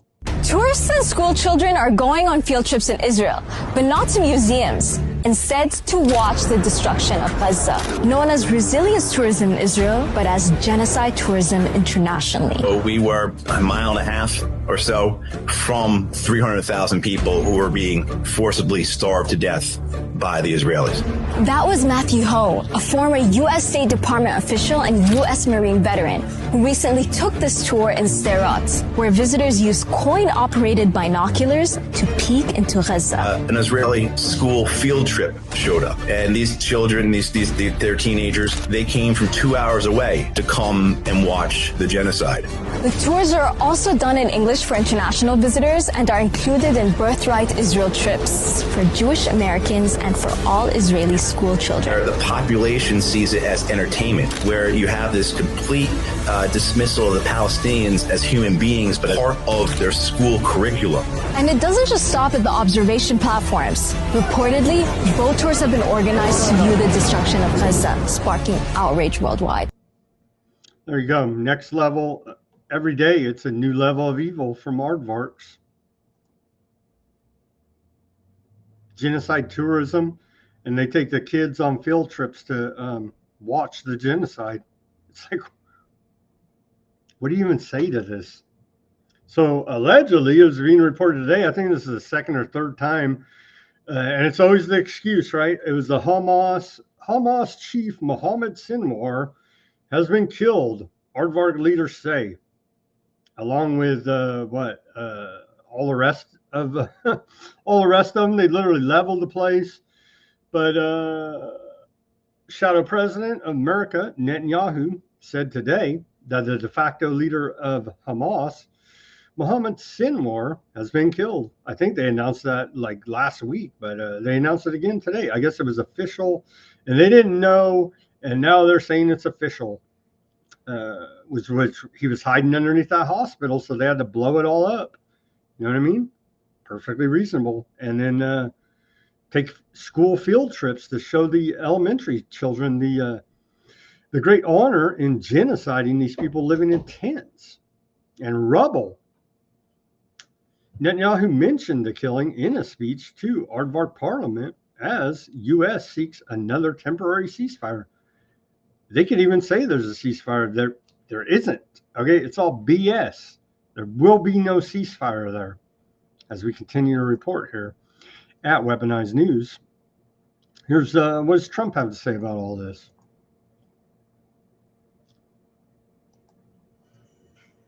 We're dealing with the whole situation in Gaza. We're getting food to the people of Gaza. It's been a very nasty situation, very nasty fight. October 7th was a very nasty day, the worst that I think I've ever seen. It was a horrible day, and people aren't going to forget that either. So we'll see how that all works out. And Spread it forum wide, they say on the Rumble. Well, all the links to all these videos and all the reports that we talk about here on Weaponized News, go to Weaponized News Substack, and you can find the link there, and you can share it forum wide. What the hell? I'll just give it to you in the chat right now. Here is the link to the genocide tourism video. Quite horrific indeed.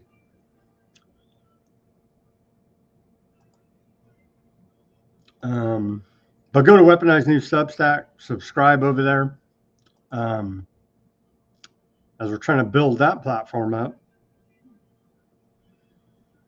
So Trump confirms that he had advised Shadow President Netanyahu not to strike Iran. Let's watch this clip from Trump. Well, isn't that good of him? Don't strike Iran. Like Netanyahu listens to Trump anyway. Who's really giving the orders here? I don't know. Our shadow president? Did you warn Prime Minister Netanyahu against taking some sort of actions that could disrupt the talks there in a phone call last week? Well, I'd like to be honest. Yes, I did. Next question, please. Jumping back on sanctions. I did, yeah. If Senate Republicans want to push It's not a warning. I said I don't think it's appropriate. What exactly did you tell him? I just said I don't think it's appropriate. We're having very good discussions with him, and I said I don't think it's appropriate right now. Because if we can settle it with a very strong document, very strong, with inspections and no trust. I don't trust anybody. I don't trust anybody. So no trust. I want it very strong where we can go in with inspectors. We can take whatever we want. We can blow up whatever we want, but nobody getting killed. We can blow up a lab, but nobody's going to be in the lab, as opposed to everybody being in the lab and blowing it up, right? Two ways of doing it. Yeah, I told him this would be inappropriate to do right now because we're very close to a solution. Now, that could change at any moment. Could change with a phone call. But right now, I think they want to make a deal, and if we can make a deal, save a lot of lives. And Iran says they're not going to stop their enrichment program. So that's the back and forth there. Yeah, what about Vegas shooting? Who cares? That's in America. The worst attack in the history of the world was October 7th, and they must be avenged, don't you know? Who cares about dead Americans? They're country music fans anyway, probably most of them white. They deserve to get shot in Vegas, right? Right. And so the back and forth, it's just stupid at this point. Hamas released a press statement saying it has reached a general ceasefire framework with U.S. envoy Steve Witkoff. We're not even supposed to have any part of this. Stop sending them, stop funding them, arming them, training them. We're training the terrorists, the quote terrorists. We're training the aardvarks. We're funding it. We're arming them. It is a U.S.-UK proxy war there. All engineered by the West, by the U.S., by the U.K., with aardvarks filling the role of executioner. What good? A ceasefire is senseless if they don't follow it. Let's hear from our favorite aardvark banker, finance minister, our favorite genocidalist, one of our favorites here at Weaponized News, Old Smotrick. What do you have to say about this? They're not shy. Posted on his X account, he says, Hamas has been under tremendous pressure and distress in recent days as a result of the change in the aid distribution system and its loss of control over the population in the Gaza Strip, combined with ongoing military pressure. We need to continue tightening the rope around his neck and force him into a complete surrender deal with all the hostages at once. It would be delusional folly to release pressure now and sign a partial deal with him. That would give him oxygen and a lifeline and allow him to recover. I will not allow such a thing to happen, period. Well, There you go. At least he's being honest about the alleged ceasefire deal there. Smotrich won't allow it to happen. And so, yeah, they go back and forth. Old sweet Steve Witkoff, U.S. Special Envoy there. He's got a peace deal, he says. Smotrich says, no, he don't care. Starve them to death. Use aid as a weapon. So that's where we are now today. Go ahead and book your trip for genocide tourism there in Aardvark land. I'm sure God's chosen people will appreciate your money. It's off the scale evil here. Let's pray for peace in the Russia-Ukraine war, that they can sort out something. On Monday, when they're actually sitting down for peace talks, which is a lot further than what we see going on in the Gaza genocide. So maybe we can stop the killing there. I don't think anything's going to stop it. They're hell-bent. United States could stop it. We're not going to. And so they're hell-bent on ethnic cleansing, genociding as many of them as they can, and doing the Aardvark real estate redevelopment program for the Greater Aardvark Land Project, as we continue to report and document here at Weaponized News, and taking evil to a next level every single day, it seems. Quite horrific indeed, but anything to get the Hamas terrorists that were created by Aardvarks and the West. So we do appreciate that, the excuse to go ahead and commit genocide. Quite horrific indeed. We're right at the 2-hour mark. That was pretty good. We got all our reporting in today. Thank you, everybody, for tuning in to Weaponized News. We do have a good closeout here, a short one, but let me go to the channels quickly. Let's pray for peace all around there, but honestly, I don't think we're going to get it, especially in Aardvark land, because they're hell-bent, as I said, on their Aardvark Land Project. Okay. What do we got here? We got, we're over on the Odysee. Shout out to a few live chatters there. John, thank you for joining us, John. John was exiled from Rockfin as well, he says in the chat. Well, thank you for joining us over here on Odysee, John. We appreciate it. Huffman Aviation says RNA cannot,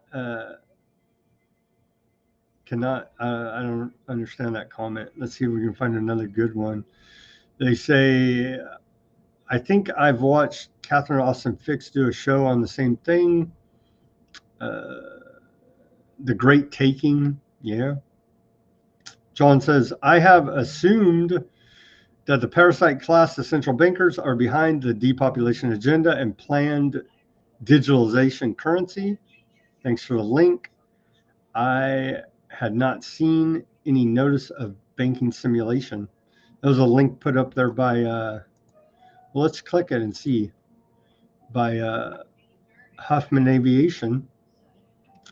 Well, I'll take a look at this and see if, wow, it's going way back. So, yeah, they've been planning it a long time. The whole central bank digital currency, full slavery system. Looks like I froze up here. Am I frozen to you guys? Oh, there we go. Sorry, I froze up on my end. Weaponized News, please, can you find out the jurisdiction the data that goes through Starlink is subject to? Is it Elon Musk private property once it's on his network? That's a good question. I would assume, well, they don't care, right? Maybe you can sue them, drag it through the courts with suing the richest man in the world, allegedly. You know what I mean? That's a good question, though. I will have to look that up, but I assume that they just steal all your data. I mean, what? They don't care. They just steal all your data. But anyway, good chat there for John and Huffman. Thank you guys for chatting it up over on the Odysee, as we're still awaiting the return of Barry Dutton. We do miss you, Barry, out there on the interwebs. If you can hear us, please tune in and or send me an email, a text, call me, however it may be, to let us know that you're still alive and kicking. Give us some sign of life out there, Barry, because we miss you over here at Weaponized News. Thank you, gentlemen, for tuning in to the Odysee chat and program today. I'll look up some of these things you mentioned, very interesting in the chat. Moving on to Rumble, lively chat as always. We had quite a few Rumble people in the chat. Chloe, Gunther, Denver. Shout out to all you guys. Who else do we got going there? Almajit.